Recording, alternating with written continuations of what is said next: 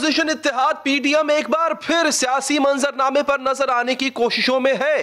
हुकूमत को गिराने में नाकामी और इस्तीफों की सियासत फ्लॉप होने के बाद महंगाई के खिलाफ तहरीक चलाकर आवाम की तवज्जो हासिल करने का इरादा जाहिर किया जा रहा है। 3 माह के तवील अरसे के बाद आज ऑपोजिशन के कायदीन सर जोड़कर बैठे। इस्लामाबाद में होने वाले पाकिस्तान डेमोक्रेटिक अलायंस के इजलास की सरबराही मौलाना फजलुर रहमान ने की। इजलास में मुस्लिम लीग नून के सदर शहबाज शरीफ और दीगर ऑपोजिशन जमातों के कायदीन भी शरीक हुए, जबकि नून लीग के कायद नवाज शरीफ और मरियम नवाज ने वीडियो लिंक के जरिए शिरकत की। इजलास के बाद मीडिया को ब्रीफिंग में मौलाना फजलुर रहमान ने बताया कि इजलास में कई तजावीज़ पेश की गई हैं जिन पर स्टीयरिंग कमेटी के इजलास में दोबारा बात होगी। तमाम जमातों के रहनुमा पार्टी मुशावरत के बाद 21 अगस्त को दोबारा इकट्ठे होंगे, जिसके बाद 28 अगस्त को कराची में सरबराही इजलास में मजीद गौर गौस किया जाएगा और फैसले किए जाएंगे, जिसके अगले दिन जलसा होगा। इजलास ने मुल्क में बदतरीन महंगाई की शदीद तरीन अल्फाज में मजम्मत की है। अवाम का जीना दुभर हो चुका है। जालिमाना टैक्सों और IMF की शराइत पूरी करने के लिए अवाम के वजूद से खून का आखिरी कतरा भी नचोड़ा जा रहा है। इस हवाले से पाकिस्तान डेमोक्रेटिक मूवमेंट ने अपने अगले इक़दामात का जो शेड्यूल दिया है, 21 अगस्त को इस्लामाबाद में स्टीयरिंग कमेटी का इजलास होगा। 28 अगस्त बरोज़ हफ्ता कराची में सरबराही इजलास होगा। 29 अगस्त बरोज़ इतवार कराची में PDM के ज़ेरे एहतमाम अज़ीमुश्शान और फ़क़ीदुल मिसाल जलसा आम मुनक़द किया जाएगा। अगर आज की मीटिंग के बाद एक और मीटिंग होनी है, जिसके बाद फिर एक और मीटिंग होगी और फिर एक जलसा होगा, यानी कुछ भी वाज़े नहीं है। मौलाना ने कश्मीर इलेक्शन मुस्तरद किया, हुकूमत को एक बार फिर कठपुतली करार दिया, बल्दियाती हुकूमत को बहाल न करने की भी मजम्मत की और इलेक्ट्रॉनिक वोटिंग को भी मुस्तरद किया, लेकिन ना असम्बलियों से इस्तीफे का जिक्र हुआ, ना हुकूमत को गिराने की बात, अदम एतमाद लाने की बात थी, ना ये बताया गया कि कराची में जलसा होगा क्यों, जलसे का एजेंडा क्या होगा और सबसे अहम बात PDM अब क्या करना चाहती है। महंगाई तो पिछले 3 साल से है, इलेक्शन में धांधली का रोना भी 2018 से जारी है और इन सब को लेकर मौलाना फजलुर रहमान और ऑपोजिशन इत्तेहाद कई बार एडवेंचर कर चुके हैं। तो सवाल यह है कि अब PDM करेगी क्या? अब PDM की झोली में ऐसा कौन सा पत्ता है जो इससे पहले नहीं फेंका था? इसी पर मजीद बात करेंगे। हमारे सीनियर सहाफी हजरात, सीनियर तज्ज़िया निगार हजरात आज हमारे साथ मौजूद हैं। इंतहाई शुक्रगुजार हूँ सीनियर तज्ज़िया निगार जनाब आरिफ हमीद भट्टी साहब का और सीनियर सहाफी सीनियर तज्ज़िया निगार जनाब साबिर शाकिर साहब का, दोनों का इंतहाई मशकूर हूँ। भट्टी साहब, ये करना क्या चाहते हैं? मैं साबिर शाकिर साहब भी डेफिनेटली, उनके पास भी खबरें होती हैं, आपके पास भी खबरें होती हैं, तो आज तो खबरों का अंबार लगने जा रहा है। ये PDM को हर दूसरे तीसरे महीने जो उबाल आता है और मंजन वही पुराना, सौदा वही पुराना, नया कुछ नहीं है, तो सर ये अब आवाम के पास लेके क्या जाएंगे? बिस्मिल्लाहिर्रहमानिर्रहीम। अली, एक तो साबिर और शाकिर साहब की मेरा उनका क्या कंपैरिजन, वो तज़िया निगार में एक छोटा सा रिपोर्टर। PDM पुरानी बोतल में पुरानी शराब भी नहीं डाल सकी। इतनी मायूस कुन प्रेस कॉन्फ्रेंस मैंने अपनी पूरी जिंदगी में नहीं देखी किसी सियासी मुर्दे घोड़े की। PDM बनी थी, जहाँ तक मेरा ख्याल है पीपल्स पार्टी ने बनाई थी, इमरान खान से इस्तीफा मांग रहे थे, फिर इस्तीफे देने लगे थे, फिर ज़िलाई सतह पर रोज़ाना हर हफ्ते एहतजाज होना था, फिर पूरे मुल्क में जलसे होने थे, फिर लॉन्ग मार्च होना था, फिर धरना होना था। धर्म तख्ता PDM का हो गया। ओ भाई, तुम्हारे पल्ले नहीं तेला कर दी मेला मेला। आपका गरीबों के साथ लिंक क्या है? आप 2 अरब के घर में लंदन रहते हैं, इधर आपके 3 करोड़ रुपए की एक गाड़ी में एक साहब गए थे, उन्हें क्या पता कि रोटी 10 रुपए और सब्जी की प्लेट आप गली के मोहल्ले में 60 रुपए की है। सिर्फ और सिर्फ फोटो सेशन था। इतनी मायूस कुन चीज़ें मैंने इतना बकायदा क्योंकि मौलाना फजलुर रहमान अरसे दौरान से आउट थे, कहते हैं अच्छा जी हमें अफगानिस्तान की बड़ी फिक्र है, मैं रो ना पड़ूं। मुझे डर था मेरा लीडर रो ना पड़े कि दाखिली खारजी रास्तों पे किया और पार्लियामेंट को हुकूमत ब्रीफिंग दे। वो मौलाना साहब, पार्लियामेंट का गेट आपके लिए बंद है, क्योंकि उसमें लिखा होता है शिकस्त खुर्दा उम्मीदवार असम्बली में नहीं आ सकते, तो मेरा ख्याल है ये फोटो सेशन था। इमरान खान की हुकूमत को इनसे कोई दूर दूर तक खतरा नहीं। मासवाए महंगाई एक फैक्टर है, लेकिन ये महंगाई के लिए नहीं, ये एनआरओ के लिए लड़ रहे हैं, क्योंकि दोबारा शहबाज साहब को अरेस्ट करने की खबरें आ रही हैं। बात समझ नहीं आ रही तो भट्टी साहब, आपने तजिया बड़ा मुनासिब तजिया किया है कि ये बड़ा मायूस कुन, इनकी बॉडी लैंग्वेज बड़ी मायूस कुन थी। साबिर शाकिर साहब, हमारे पंजाबी में एक कहावत है कि कोड़े रोना नु चुप चंगी। तो सर फिर अगर आपने मायूस कुन प्रेस कॉन्फ्रेंस करनी है और अगली तारीखें देनी है, तो फिर चुप करके बैठे रहे, फिर हर दूसरे तीसरे महीने आके ये क्या होता है? ये एक इजलास होगा, फिर एक और इजलास होगा, फिर एक और इजलास होगा। एक तो अली, आपका बहुत बहुत शुक्रिया कि आपने मेरे एक बेवफा आरिफ हमीद भट्टी साहब से मिलवा दिया मुझे आपने। तो सूरत हाल ये है कि कुछ बातें तो भट्टी साहब ने कर दी, लेकिन कुछ बातें ये हैं कि असल में अगर आप देखें पॉलिटिक्स में टाइमिंग्स बड़ा फैक्टर होता है। पीडीएम बनाई थी, मेरा ख्याल है कि इनके पास कोई स्क्रिप्ट आया था और किसी ने धक्का दे दिया, और इनका ख्याल था कि जैसे ही हम नवाज शरीफ साहब लंदन में बैठ के जैसे ही ऐलान करेंगे, उधर से पिंडी से कोई 10-12 इस्तीफे आ जाएंगे, कोई इधर से आ जाएंगे, और उसके बाद बस हाथ पांव फूल जाएंगे। ये इनको स्क्रिप्ट किसी ने दिया था और किसी ने धक्का दिया था। हुआ ये कि उसके बाद कुछ भी नहीं हुआ, और उसके बाद इन्होंने पीछे हटना शुरू कर दिया। फिर इनके अपने अंदर, ख़ानदान के अंदर लड़ाई शुरू हो गई, वो अभी तक चल रही है। अब हुआ क्या? आज़ाद कश्मीर का, गिलगित बल्तिस्तान का इलेक्शन लूज़, आज़ाद कश्मीर का इलेक्शन मरियम सफदर साहिबा ने डट कर उन्होंने कहा कि मैं चलाऊंगी, शहबाज शरीफ साहब को भी घर बिठाएं, हमजा को भी घर बिठाएं। वो वहाँ पे सत्यानाश हो गया, बल्कि पीपल्स पार्टी दूसरे नंबर पे आ गई। अब सियालकोट में ज़िमनी इलेक्शन हार गए। आसिफ अली जरदारी साहब ने बलूचिस्तान में इनकी 2 बड़ी विकटें उड़ा दी, और बलूचिस्तान आपको पता है कि ट्राइब्स का इलाका है, जहां सरदार जाएंगे उधर ही वोट बैंक चला जाएगा। तो बलूचिस्तान में ये हाल हो गया। अब इनके पास कुछ भी नहीं था।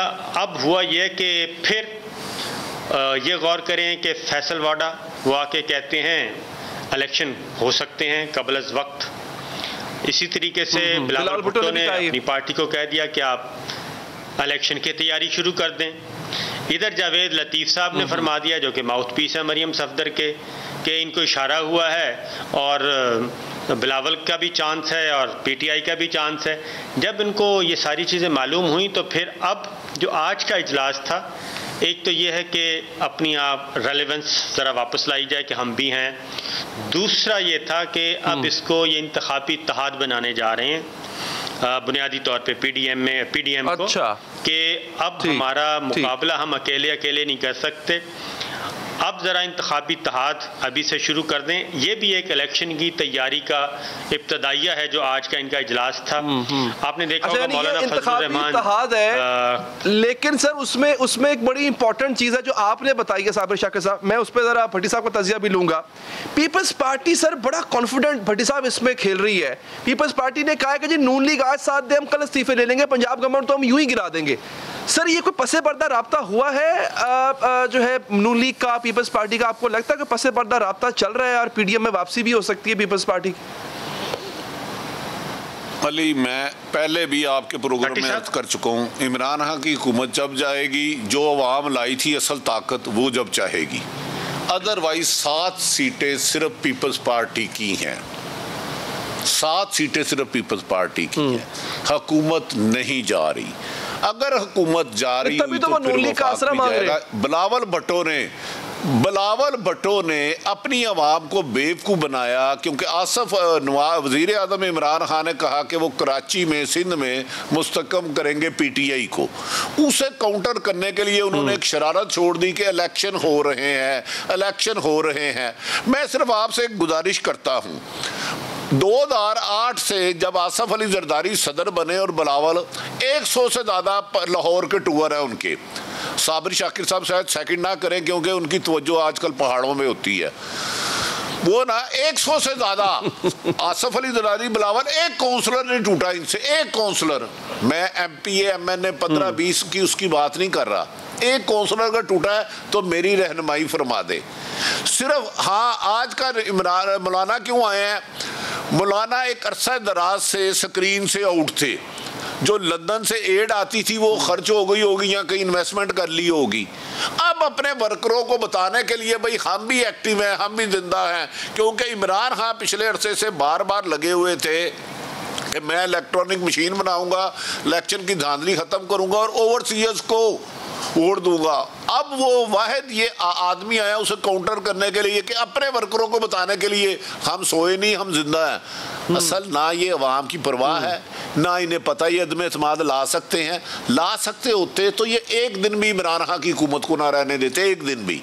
तो अब तो इनका पल्ले नहीं तेला तो कर दी मेला मेला ते साबर शाबर लब रहा की ते लेला। अच्छा साबिर साहब, ये तो तज़िया अभी भट्टी साहब ने किया, इसमें एक चीज़ नुमाया है कि देखिए इलेक्शन तभी मुमकिन है जैसे कि इनके दावे हैं कि अगर असम्बलियाँ टूटें और इमरान खान साहब जो है उस सदर से क्या कि असम्बलियाँ तोड़ें या खुद तोड़ें जैसे कि आइन में है दर्ज। सर प्रेशर कोई है नहीं इमरान खान पे, वो अपना मामला ठीक कर चुके हुए हैं, एस्टैब्लिशमेंट से मामला उनके ठीक चल रहे हैं, ये प्रेशर बना नहीं पा रही अपोजिशन। तो सर कबल इस वक्त इंतखाबात की कुछ समझ नहीं आती कि अगर होंगे तो वो किस प्रेशर की बिना पे होंगे? वो किसी भी प्रेशर की बुनियाद पे नहीं होंगे, वो भी फैसला गवर्नमेंट करेगी खुद, और गवर्नमेंट समझती है। और मेरा ख्याल है कि वो आप एक बात जहन में रखिए कि एक इमरान खान एक नई टीम तैयार कर रहे हैं, कर चुके हैं बल्कि प्रोसिक्यूटर्स की, और वो प्रोसिक्यूटर्स की एक टीम को टास्क दे दिया गया है कि जितने भी पेंडिंग केसेस हैं इनको 6 माह के अंदर अंदर आप इनके फैसले करवाएं, डे टू डे हेयरिंग करें, पूरी तैयारी करें। वो एक टीम अलग से बैठी है, वकला की एक्सपर्ट्स हैं, वो किसी वक्त भी मंजर आम पे आ जाएंगे, और ये 6-8 माह के अंदर अंदर जो बच जाएगा अदालत से बरी हो जाएगा वो क्लियर, वरना जो नहीं है उनको सजा हो जाएगी गवाहों की मौजूदगी में, जो भी एक अदालत का तरीका कार है। अच्छा, एक तो ये है। अच्छा साबिर साहब, एक ज़िमनी सवाल बीच में ले लीजिएगा, ये कोई उमर अत्याब बंदयाल साहब जो है ऑनरेबल, वो कोई सदारती निज़ाम के हवाले से भी कोई हेयरिंग चल रही है, वो भी इसका कोई हिस्सा है? जरा इस पर भी रोशनी डालिएगा। सदारती रेफरेंडम जो ना, सदारती निज़ाम के लिए रेफरेंडम जो हो रहा है, मतलब जो जिस चीज़ में दरख्वास्त दी है इसके लिए, उसकी भी हेयरिंग बड़ी ज़ोरों शोर से चल रही है सर। उसमें एतराज़ उठाया गया था, लेकिन उसके बाद एतराज़ ख़त्म कर दिया गया, इन चैम्बर हेयरिंग हुई, और अब वो ओपन कोर्ट में लगेगा, जिसमें सदारती निज़ाम के लिए भी एक पटिशन आई हुई है। उससे सदारती निज़ाम एक पटिशन अलग है। उसके बाद मैं एक बात करूँगा कि इलेक्टोरल रिफॉर्म्स होनी है, और इलेक्टोरल रिफॉर्म्स के साथ कुछ और कॉन्स्टिट्यूशनल रिफॉर्म्स भी हो सकती हैं, और पाकिस्तान पीपल्स पार्टी, पाकिस्तान तहरीक इंसाफ और लाइक माइंडेड दीगर जमातें वो उन रिफॉर्म्स पे मुत्तफिक हो सकते हैं। अगर मुस्लिम लीग नवाज़ आना चाहे तो वेल एंड गुड, वो फिर शहबाज शरीफ साहब पे डिपेंड करेगा, नहीं आना चाहेगा तो वो हो जाएंगी। और मुझे ख़ास तौर पे पाकिस्तान पीपल्स पार्टी और PTI बैकडोर चैनल पे राब्ते में हैं, मुझे इसमें कोई 1% भी शुबा नहीं है रिफॉर्म्स की हद तक। जो भी कॉन्स्टिट्यूशनल रिफॉर्म होंगी, जो इलेक्टोर सर ये आगे चलेगा। आपको पता है कि अगला केक आना है, अगला केक खाना है, और उसमें जो ऑन बोर्ड होगा, जो बिहेव, वो बिल्कुल उसके मुताबिक चलेंगे। और दूसरा ये कि ये जो मुकम्मल कुट्टी वाला माहौल है, आपको देखें कि PTI भी अब उस तरह से नहीं है। PTI भी अब वज़ीर-ए-आज़म इमरान खान समेत उनका भी लबो लहजा अब वो नहीं रहा। अब वो भी पार्लियामेंट्री पॉलिटिक्स अपनी जगह पे चल रही है, बाहर अपनी जगह पे एक दूसरे के साथ हल्का फुल्का स्कोर बराबर करते रहते हैं। तो इसमें जो सबसे ज़्यादा ख़तरा अगेन मैं कहूँगा वो यही है कि जो धड़का लगा हुआ है मुस्लिम लीग नवाज़ को, शरीफ फैमिली को, मौलाना फजलुर रहमान को, कि हम कहीं भी नहीं नज़र आ रहे, और अब मौलाना फजलुर रहमान साहब आपको मालूम है कि सिंध गए थे और वहाँ पे वो आफाक साहब से मिले और दीगर, वो सिंध में एक पीपल्स पार्टी के मुकाबले में एक इंतखाबी इत्तेहाद बनाने के चक्कर में है। नवाज शरीफ साहब और मरीम सफदर साहब ने कहा था कि पीपल्स पार्टी ज़रा तंग कर रही है, सिंध में जाके काम करें। तो ये अब सारे इलेक्शन की तैयारी कर रहे हैं बुनियादी तौर पे। अब ये अदम एतमाद और पार्लियामान के अंदर क्या होना है क्या नहीं, अब इस पर तो कोई तवज्जो नहीं है। इवन जो बहुत ही समझदार पार्लियामेंटेरियंस हैं वो उनको बता दिया गया है पार्टी क़यादत की तरफ से, और वो ख़ुद भी समझदार हैं, वो भी अपने हलकों में ज़्यादा वक्त गुजार रहे हैं और टीवी चैनल्स पे अब कम आ रहे हैं और आइंदा चंद दिनों में आपको ये मज़ीद कम नज़र आएंगे। चंद चेहरे आपको नज़र आएंगे, माउथ पीस जो है ख़ास वो नज़र आएंगे, बाकी सब अपने अपने हलकों में काम कर रहे हैं। बिल्कुल ठीक। साबिर शाकिर साहब, इंतहाई मशकूर हूं सर आपके कीमती वक्त का। जनाब आरिफ अमीद भट्टी साहब, आपका भी बहुत बहुत शुक्रिया। गुमराहकुन प्रोपेगेंडे की तरफ आपकी तवज्जो दिलाऊंगा। आज हुकूमत ने दिलाई है, इस पर डिटेल में हम बात करेंगे। जो पाकिस्तान के खिलाफ ट्रेंड बनाए जाते हैं, इनको रोका कैसे जाए, बात करेंगे इस हवाले से एक एक्सपर्ट के साथ इस वक्फे के बाद। नाज़रीन, पाकिस्तान में गलत और गुमराहकुन मालूमात फैलाने वाले नेटवर्क की निशानदही कर ली गई है, लेकिन इसके साथ ही एक बहुत बड़ा सवाल पैदा हो गया है। सवाल यह है कि डिसइंफॉर्मेशन के इस दौर में रियासत क्या कर सकती है? क्या कोई कवानीन गलत मालूमात फैलाने वालों का रास्ता रोक सकते हैं? और क्या हुकूमत ऐसे कोई कवानीन लाने का इरादा रखती है? हुकूमत पाकिस्तान ने 2 साल तक पाकिस्तान के सोशल मीडिया मवाद का तज्जिया किया, जिससे मालूम हुआ कि भारत पाकिस्तान में सोशल मीडिया ट्रेंड्स चलवाता है। अफगान हुकूमत के लोग भी इसकी मदद करते हैं। अफगानिस्तान के नायब सदर, कौमी सलामती के मुशीर, वज़ीर दिफा भी पाकिस्तान मुखालिफ ट्वीट्स में हिस्सा लेते हैं और पाकिस्तान में रहने वाले जानते बूझते या अनजाने में इसका हिस्सा बन जाते हैं। इसमें पश्तून तहफ़्फ़ुज़ मूवमेंट यानी PTM का नाम सरे फहरिस्त है।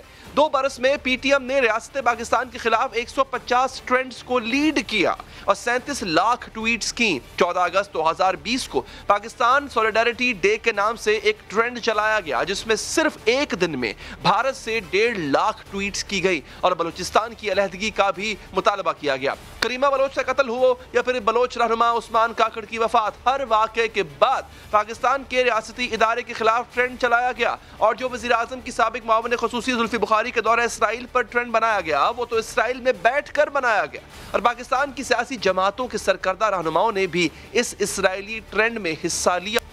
पाकिस्तान के खिलाफ जो बड़े सोशल मीडिया ट्रेंड्स हैं उनको इंडिया ने लीड किया है और उसके बाद उसमें अफगानिस्तान की जो मौजूदा हुकूमत है उसके लोग जो हैं वो शामिल हुए हैं। एक ट्रेंड बनाया गया, जुल्फी इमरान बाजवा इजरायली तकोन। ये ट्रेंड इजराइल के ग्रुप हेड्स ने क्रिएट किया। 10,000 के करीब जो हैं वो ट्वीट्स जो हैं वो इसमें की गई। इस ट्रेंड में JUIF ने और PMLN के मीडिया टीम ने इस ट्रेंड में हिस्सा लिया। हुकूमत पाकिस्तान की जानिब से सोशल मीडिया मवाद का तज्जिया ये साबित करता है कि पाकिस्तान में फसाद फैलाने के लिए पाकिस्तान से बाहर बाकायदा साजिश तैयार की जाती है और पाकिस्तान में रहने वाले भी जाने अनजाने में इसका हिस्सा बन जाते हैं। इस पर सवाल किया गया कि क्या हुकूमत इस तरह की साजिश रोकने के लिए कोई तरीका कार वज़ा कर रही है, तो वज़ीर इत्तलात फवाद चौधरी ने जवाब दिया, ये मुतल्लिका वजारतों का काम है। पहला जो स्टेप है वो तो यही है ना कि आप एक्सपोज कर रहे हैं कि कैसे ये सारा कैंपेन बन कैसे रही है, कहाँ से बन रही है, कौन बना रहा है। इंफॉर्मेशन मिनिस्ट्री ने, नेशनल सिक्योरिटी एडवाइजर ने जो बात कही है, अब ये इसके बाद तो लीगल फ्रेमवर्क है ना उसके ऊपर वो आना है। मुतल्लिका वजारतें इस हवाले से कोई कानून साजी करेंगी या नहीं करेंगी और करेंगी तो कब करेंगी, इसका फैसला तो हुकूमत पाकिस्तान के हाथ में। लेकिन हम आपको बताते हैं कि इस तरह गलत मालूमात का बहाव रोकने के लिए दुनिया के दीगर ममालिक ने क्या किया। इब्लागियात पर तहकीक करने वाले अमरीकी इदारे ने एक रिपोर्ट तैयार की जिसमें ऑनलाइन मिस इन्फॉर्मेशन से बचाव के लिए मुख्तलिफ ममालिक के इकदामात का जायजा लिया गया। ऑस्ट्रेलिया में इलेक्शन से कबल गलत मालूमात रोकने के लिए एक टास्क फोर्स बनाई गई, एक मुहिम चलाई गई जिसमें आवाम से कहा गया कि वो ऑनलाइन कोई मालूमात देखें तो इसका जरिया भी यानी इसका सोर्स देखें। बेल्जियम में सीनियर सहाफियों और स्कॉलर्स का एक ग्रुप बनाया गया जिसने मिस इन्फॉर्मेशन रोकने से मुताल्लिक सिफारिशात दी, साथ ही लोगों को मिस इंफॉर्मेशन से मुतालिक आगाह करने के लिए वेबसाइट जारी की गई। अमेरिका ने फेसबुक, ट्विटर और दीगर मीडिया प्लेटफॉर्म्स को पाबंद किया कि वो इस बात का रिकॉर्ड पब्लिक करें कि कोई इश्तिहार चलाने के लिए किसने पैसे दिए और कितने दिए। कैलिफोर्निया की रियासत ने स्कूलों में मीडिया लिटरेसी प्रोग्राम शुरू किया जो लोगों को सिखाएगा कि किस मीडिया पर एतमाद करना है। भारत गलत मालूमात फैलाने या फोटोशॉप तस्वीर शेयर करने के खिलाफ कानून साजी का रास्ता अख्तियार कर रहा है। मगरबी बंगाल में तो अगर कोई गलत मालूमात फैलाए और इससे खौफ या गुमराही फैले तो मालूमात फैलाने वाले को जेल हो सकती है। जून 2018 में व्हाट्सएप पर शेयर होने वाले गलत पैगामात से इश्तियाल पैदा किया गया था तो भारत ने इंटरनेट सर्विस ही बंद कर दी थी। इस साल भारतीय किसानों ने एहतजाज किया तो भारत ने ट्विटर से चंद अकाउंट्स बंद करने का कहा जो भारत के मुताबिक गलत मालूमात फैला रहे थे।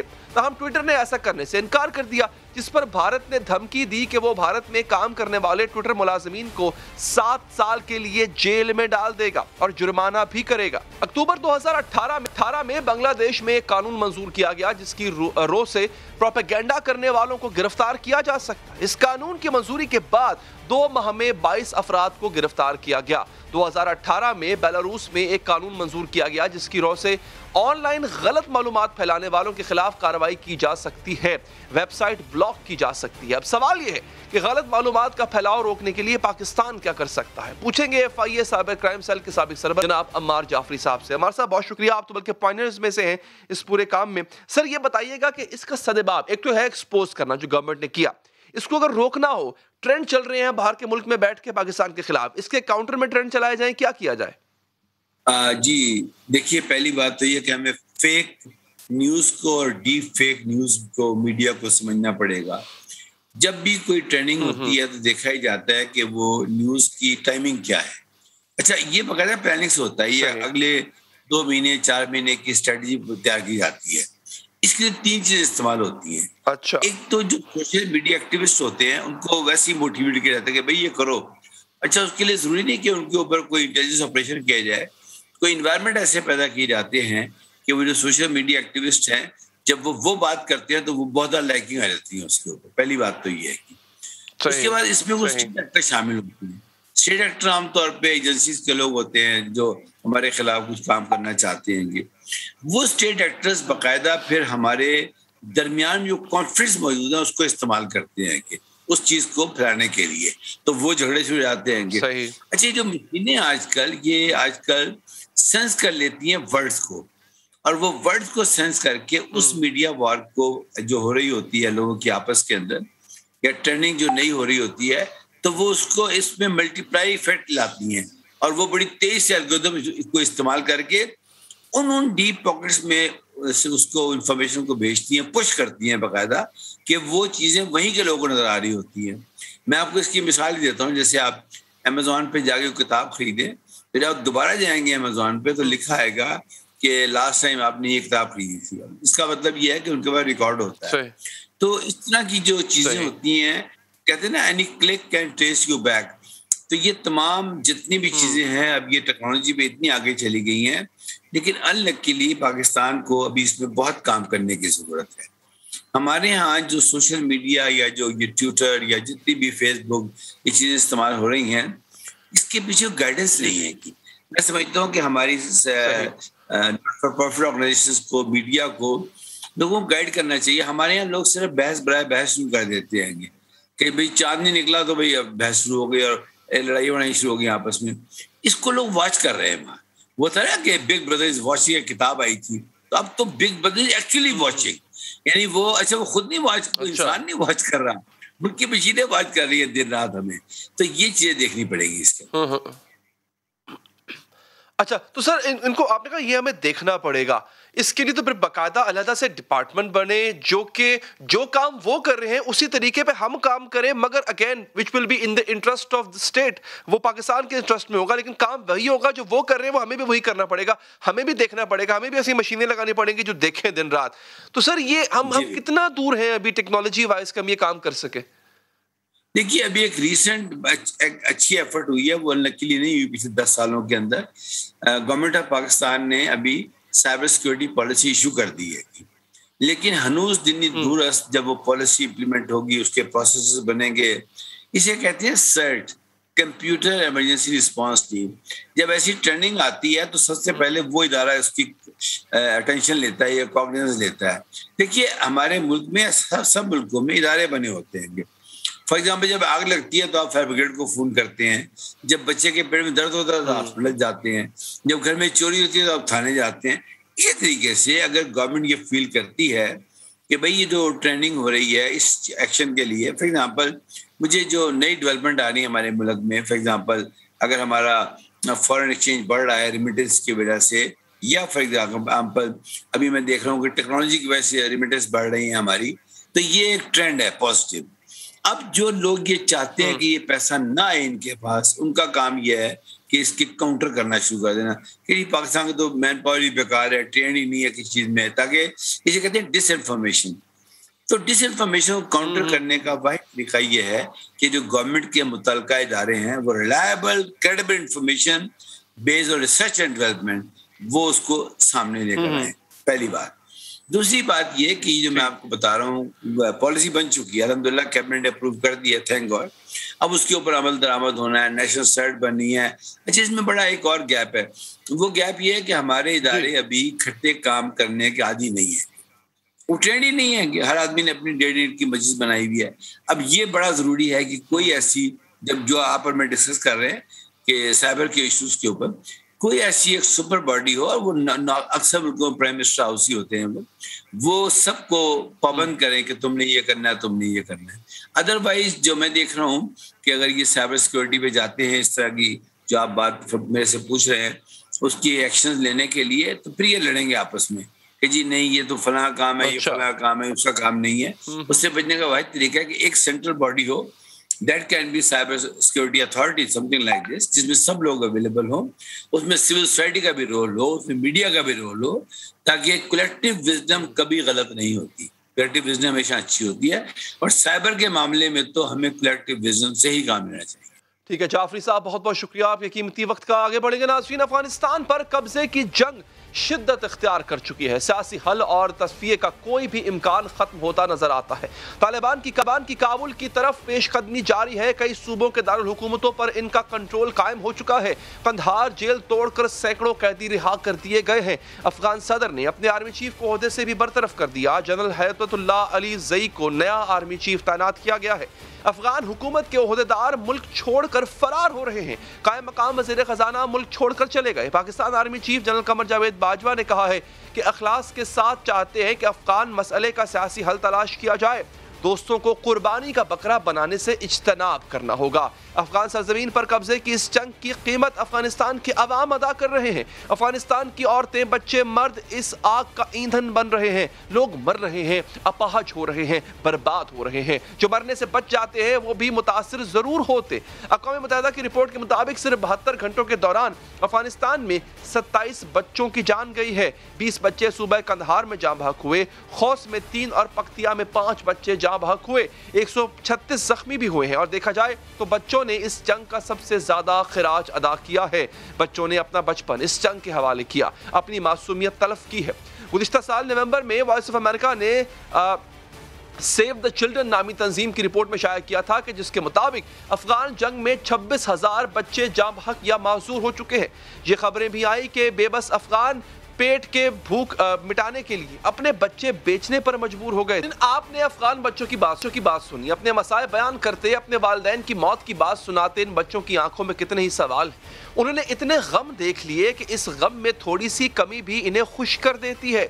एक 5 साला बच्चा इस जंग में अपनी टांग खो बैठा था, और जब इसे मसनूई टांग लगाई गई तो वो भोला भाला बच्चा खुशी से रक्स करने लगा था। लकड़ी की टांग लगने से वो अपनी असल टांग खोने का गम भूल गया। इस वक्त दुनिया में जहां जहां जंग हो रही है वहां लड़ तो 2 फरीक रहे हैं, लेकिन तबाह पूरी की पूरी नस्लें हो जाती हैं। बड़े तो फिर भी हालात को समझते हैं, मासूम बच्चों को तो समझ भी नहीं आती कि हो क्या रहा है। इन्हें तो जंग का मतलब भी नहीं मालूम होता। वो तो ये तक नहीं जानते कि दुश्मनी क्या होती है। बच्चों की बहबूद के लिए काम करने वाली बैनुल अक़वामी तंजीम सेव द चिल्ड्रन के आदादोशुमार के मुताबिक जंग ज़दा इलाकों में रोजाना 300 बच्चों की मौत वाक़ई होती है। अक़वाम मुत्तहिदा के आदाद-ओ-शुमार के मुताबिक 10 साल में जंग की वजह से 20 लाख बच्चे फौत हुए हैं, 50 लाख के करीब अपाहज हुए, 1 करोड़ 20 लाख बेघर हुए और 1 करोड़ के करीब बच्चे नफसियाती तौर पर मुतअस्सिर हैं। दूसरा कश्मीर में भी कितने ही बच्चे भारतीय बर्बरियत का निशाना बनाए गए। कुछ को बरह रास्त मार दिया गया, कुछ के सामने इनके घर वालों को मार दिया गया।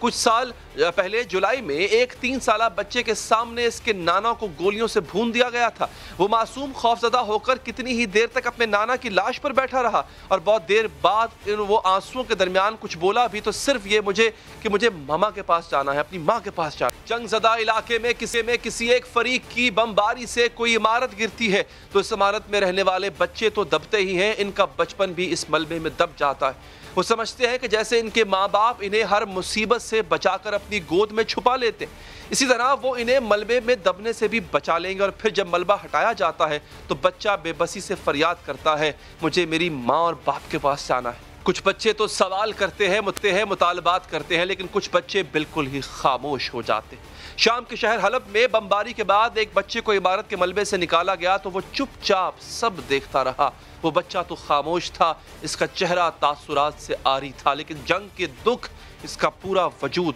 चीख रहा। जंग बच्चों को सिर्फ खौफज़दा ही नहीं करती, वो उनकी उम्मीद भी छीन लेती है। वो बहुत कुछ करना चाहते हैं, बड़े होकर कुछ बनना चाहते हैं, उन्होंने अपनी आइंदा जिंदगी के लिए ख्वाब देखे होते हैं, लेकिन ये जालिम जंग इनके ख्वाब भी छीन लेती।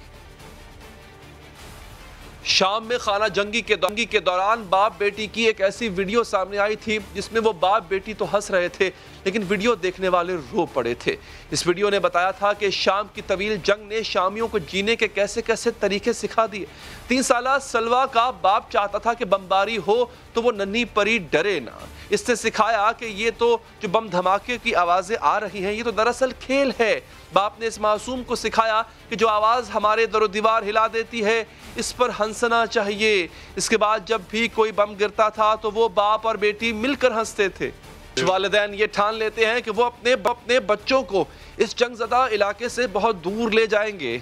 ऐलान कर दी कि वालिद ने भी यही सोचा था। इससे अपने बच्चे को जंग की हौलनाकियों से बचा कर ले जाना चाहा, एक कश्ती के जरिए यूनान जाना चाहा, लेकिन कश्ती डूब गई और ऐलान कर दी कि लाश तुर्की के साहिल से मिली। बच्चे हमारा मुस्तकबिल है, हमारे हाथों में खुदा की अमानत है, आने वाले ज़मानों की अमानत है। जंग लड़ने वाले इस अमानत में भी खयानत कर जाते, जंग के नाम पर नन्हे फूलों को मसल देते हैं। इनकी कुलकारियाँ मलबे में दब जाती हैं, इनकी मुस्कुराती चमकती आंखें बारूद से भस्म हो जाती हैं। जो भी ताकतें जंग लड़ती हैं इनके अपने अपने मफादात हैं, लेकिन सोचने की बात है अगर जंग जीतने वाले अपना मुस्तकबिल तबाह कर रहे हैं तो कितना महंगा सौदा कर रहे हैं। एक वक्फा लेते हैं, वक्फे के बाद आपको बताएंगे दुनिया भर में अमेरिका समेत कोरोना वैक्सीन के खिलाफ एहतजाज क्यों हो रहा है।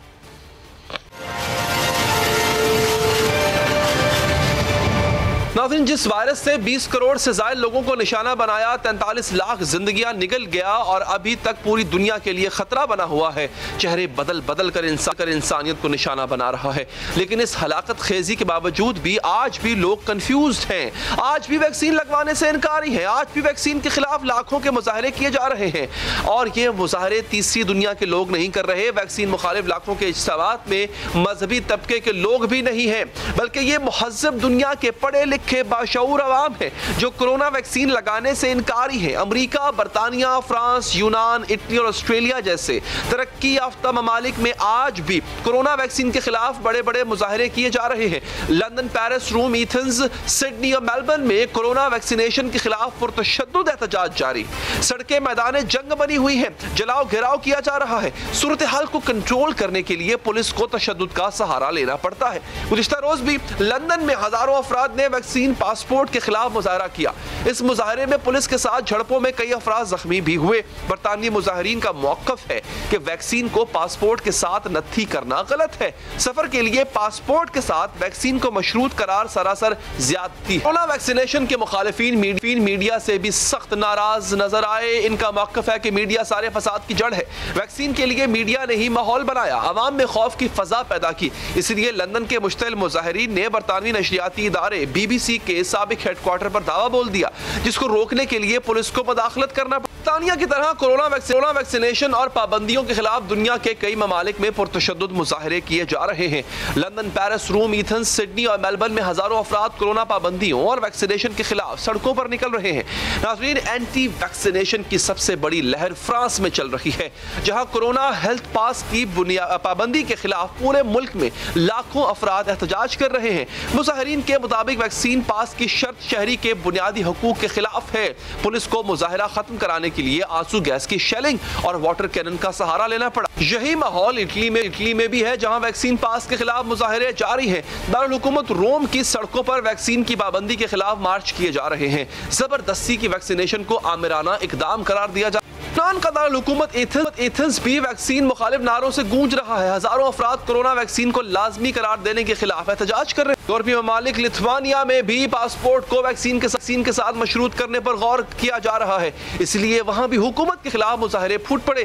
गुज़िश्ता रोज वैक्सीन के मुखालिफिन ने लिथुआनिया पार्लियामेंट के बाहर एहतजाज किया। वैक्सीन और कोरोना पाबंदियों के खिलाफ सबसे पहले ऑस्ट्रेलिया में तहरीक शुरू हुई थी, जो आज भी जारी है। ऑस्ट्रेलियावी शहरों सिडनी और मेलबर्न में कोरोना वैक्सीन के खिलाफ मुसलसल एहतजाज किया जा रहा है। पूरी दुनिया में कोरोना ने जिस मुल्क को सबसे ज्यादा नुकसान पहुंचाया, सबसे ज्यादा जिस मुल्क के शहरियों की जिंदगियां खत्म की, वो मुल्क है अमेरिका, जहां 3.5 करोड़ अफराद कोरोना का शिकार हुए और 6 लाख से ज्यादा अमवात हुई। लेकिन इसके बावजूद अमेरिका जैसे मुल्क में भी लोग वैक्सीन को लेकर तहफ्फुजात का शिकार है।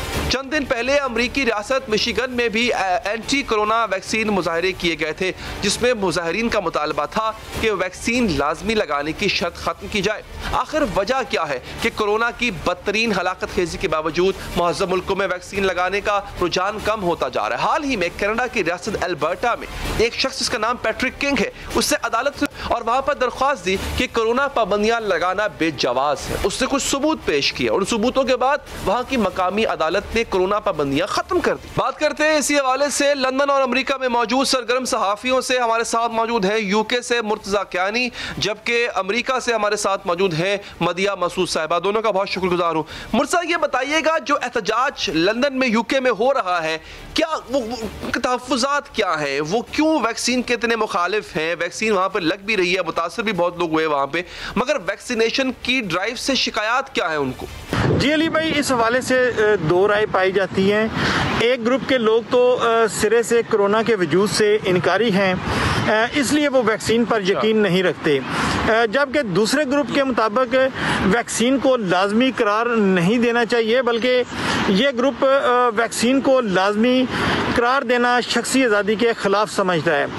और उनका कहना है कि वैक्सीनेशन पासपोर्ट और कोरोना वायरस एक्ट जैसे इक़दामात शख्सी आज़ादी को सल्ब करने के मुतरादिफ हैं और लॉकडाउन के खिलाफ मुजाहरों की भी यही वजह बताई जा रही है। अच्छा, तो कियानी साहब ये भी बताइएगा कि ये जो बरतानिया समेत दीगर ममालिक भी है, इसमें लिथुआनिया है, ऑस्ट्रेलिया है, अमेरिका भी है, ये लोग वैक्सीन लगवाना चाहते क्यों नहीं? हालांकि अमवात इनके सामने हो रही है, लोग मर रहे हैं, वो देखते हुए भी वैक्सीन से इनको मसला क्या है? बिल्कुल, पिछले चंद माह से दुनिया के मुख्तलिफ ममालिक में हज़ारों की तादाद में मुजाहिरीन कोरोना वैक्सीन और लॉकडाउन के खिलाफ मुजाहरे कर रहे हैं। जहाँ तक बात है वैक्सीन की, तो आलमी इदारा सेहत के मुताबिक कोरोना वैक्सीन कोरोना से बचाव के लिए लाजमी है, जबकि मुजाहिरीन का पहला मौक़िफ़ तो मैं आपको बता चुका हूँ कि मुजाहिरीन के मुताबिक कोरोना वैक्सीन को लाजमी करार देना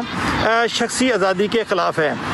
और मुजाहिरीन के मुताबिक दूसरी जो वजूहात सामने आ रही हैं, उनके मुताबिक दूसरे मुख्तलिफ गैर सरकारी सेहत के अदारों की वैक्सीन लगवाने के बाद साइड इफ़ेक्ट्स के हवाले से सामने आने वाली चंद रिपोर्ट्स और बाज़ गैर सरकारी इदारों के मुताबिक वैक्सीन की टेस्ट करने की एक मखसूस मुद्दत होती है, जबकि कोरोना वैक्सीन को उस मुद्दत से पहले ही लगाया जा रहा है।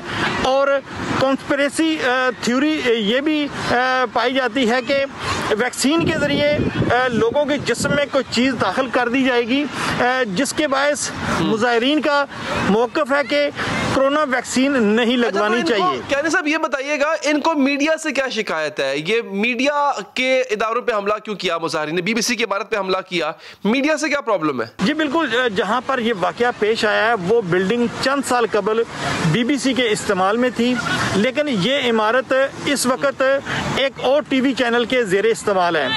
मुजाहिरीन का मौक़िफ़ जो सामने आया है उसके मुताबिक एक वजह तो ये है कि मुजाहिरीन का ख्याल है कि तकरीबन तमाम मीडिया ही, लेकिन बिल खसूस बीबीसी कोविड वैक्सीन को प्रमोट कर रहा है और उस पर जोर देने के लिए लाइव स्ट्रीमिंग्स और स्पेशल प्रमोशंस कर रहा है। और तकरीबन तमाम मीडिया को कोरोना वायरस के बारे में भी जो खबरें नशर कर रहा है वो झूठ पर मबनी है। और बाज़ के मुताबिक दूसरी वजह ये भी बताई जा रही है कि गवर्नमेंट की जानिब से 16 से 17 साल के बच्चों को वैक्सीन लगाने का अमल शुरू करने के फैसले पर मुजाहिरीन ने एहतजाज किया। अच्छा ये बताइएगा, मैं आपके पास आता हूँ। मदिया मसूद ने हमें ज्वाइन किया है, सहाफ़ी है, इस वक्त अमेरिका में टेक्सास में मौजूद है। मदिया, यूरोपीय ममालिक में भी हम देख रहे हैं एहतजाज हो रहा है, अमरीकी एहतजाज भी कर रहे हैं और कोई खास सीरियस ले भी नहीं रहे कोरोना को। यहाँ पर क्या वजह है? यहाँ के लोग, अमेरिका के लोग वैक्सीन के बारे में क्या मौक़िफ़ रखते हैं? Thank you so much Ali for having me and your question is very interesting कि अमेरिका में वैक्सीन के खिलाफ क्या रुझान है।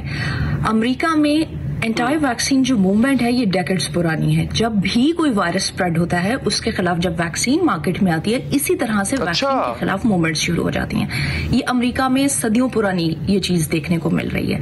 2015 में कैलिफोर्निया में सख्त तरीन लॉ भी पास हुआ इसी हवाले से, लेकिन कुछ भी कारगर साबित नहीं हुआ।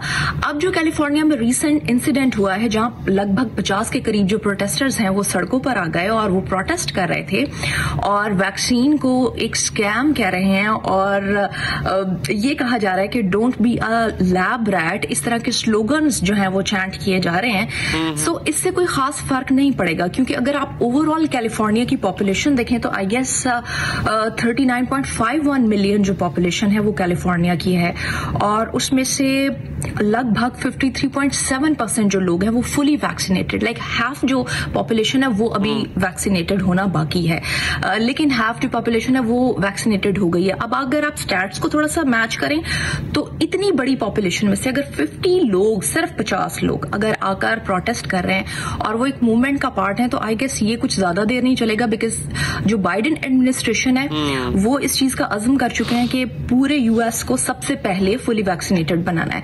जो टारगेट था गवर्नमेंट का कि by the end of June 70% जो है पूरी यूएस पॉपुलेशन वैक्सीनेटेड हो जाएगी। अनफॉर्चुनेटली वो टारगेट तो अचीव नहीं हो सका, जिसकी वजह से जो केसेस हैं वो बढ़ते जा रहे हैं और जो सबसे ज्यादा जो परेशान किया हुआ इस वक्त सिचुएशन वो ये है डेल्टा वेरिएंट जो है जो सबसे ज्यादा कंटेजियस कंसीडर किया जा रहा है, जो इंडिया से स्प्रेड हुआ बट ओवरऑल अब पूरी दुनिया में तेजी से फैल रहा है। So that thing is more dangerous other than ये प्रोटेस्ट तो ऑफ कोर्स जैसे मैंने आपको पहले भी बताया कि जब भी यहाँ पर वैक्सीन की एक मूवमेंट चलती है तो उसकी एक एंटायर मूवमेंट हमें देखने को मिलती है। ये अमेरिका की हिस्ट्री का हिस्सा रहा है कि साथ साथ चलता रहा है। बट अभी situation of course under control होगी, बिकॉज एक के बाद एक वैक्सीन जो है हर जगह लगती चली जा रही है। और जहां पे पर्टिकुलरली कैलिफोर्निया में ये जो इंसिडेंट हुआ, जो जहां पे प्रोटेस्टर्स बाहर आ गए और वैक्सीन के खिलाफ एहतजाज कर रहे थे, वहां पर ही जो वैक्सीन है उसकी जो तादाद बताई जा रही है 6000 से ज्यादा लोग तो डेली वहां वैक्सीनेट हो रहे हैं। तो आप इससे अंदाजा कर सकते हैं कि क्या इसका कंपैरिजन अगर किया जाए दोनों का, प्रोटेस्ट और जो लोग प्रो हैं, तो मेरे ख्याल से कोई मवाजना बनता नहीं है। बट हाँ, ये एक्चुअली जो बंच ऑफ पीपल जो रोड्स पर आकर और जो तंग आए हुए हैं, मतलब शेड ले रहे हैं कि हम तंग आ गए हैं कोरोना वायरस से और तमाम लॉकडाउन की सिचुएशन से, वो एक्चुअली लेकर चल रहे हैं ट्रंप की बात को। वो प्रो ट्रंप हैं और इसीलिए वो यही क्लेम कर रहे हैं कि उनको वैक्सीन की जरूरत नहीं है, जस्ट कि वो ट्रंप के वर्ड्स को आगे लेकर चले। That's it. I guess this is the only problem. और with the passage of time you will see yourself कि इस तरह की कोई सिचुएशन नहीं होगी। ये प्रोटेस्ट जिस तरह से हो रहा है ये सिर्फ एक न्यूज तक रहेगा, इसमें रियलिटी कुछ ज्यादा। अच्छा मदिया, ये बताएं कि कॉन्स्पिरेसी थ्योरीज, साजिशी थ्योरीज क्या पाई जाती है अमरीकियों के ज़हन में जब वो वैक्सीन की मुखालफत करते हैं? डेफिनेटली उनके पास भी कोई रीजन होता होगा, वो रीजन क्या होता है? अली, जहां आप सवाल कर रहे हैं कि क्या एतराजात हैं, एतराज एतराज देखिए एक आम इंसान को भी हो सकता है, वो आपको मुझे हम सबको ये सवाल हो सकता है कि जब हम वैक्सीनेटेड हैं उसके बावजूद कैसे हो सकता है कि पॉसिबल हो कि कोई भी कोरोना वायरस का शिकार हो जाए या फिर डेल्टा वेरिएंट से अफेक्टेड हो जाए। आई एम श्योर कि बहुत सी एग्जांपल ऐसी पाकिस्तान में भी होंगी। मेरे फादर भी उनको शॉट लगा और उसके बाद वो कोविड का शिकार हो गए, बट डॉक्टर्स ने जो बताया कि वो सेफ रहे। वैक्सीन इज हेल्पफुल और वैक्सीन की वजह से ही आप बच पाते हैं। सो वैक्सीन लगवाना इट्स वेरी वेरी इंपॉर्टेंट। और जो लोग ये समझ रहे हैं कि वैक्सीन कारगर नहीं है और वैक्सीन हमें बचा नहीं सकती तो इसका फायदा क्या और इसको लगवाएं क्यों, आई थिंक इस सोच और इस डिबेट को साइड पर रख के सबसे पहले वैक्सीनेटेड होने की जरूरत है ताकि आप एक सेफ गार्ड अपने साथ रख सकें और फिर अगर कोई भी वेरिएंट आपको इफेक्ट करता है तो आप उससे बच सकें। यहाँ डॉक्टर्स ये बता रहे हैं कि Pfizer and Moderna the both vaccine are very effective और इसके बाद जितने भी वेरिएंट आते जाएंगे जिन लोगों ने फाइजर या मोडर्ना वैक्सीन लगवाई है वो सेफ रहेंगे, बट बाकी जो वैक्सीन लगवाने वाले लोग हैं शायद इन फ्यूचर उनको एक और शॉट की जरूरत होगी। सो आई थिंक यूएस में ओवरऑल लोगों को एतराज नहीं है, but they are pro Republicans.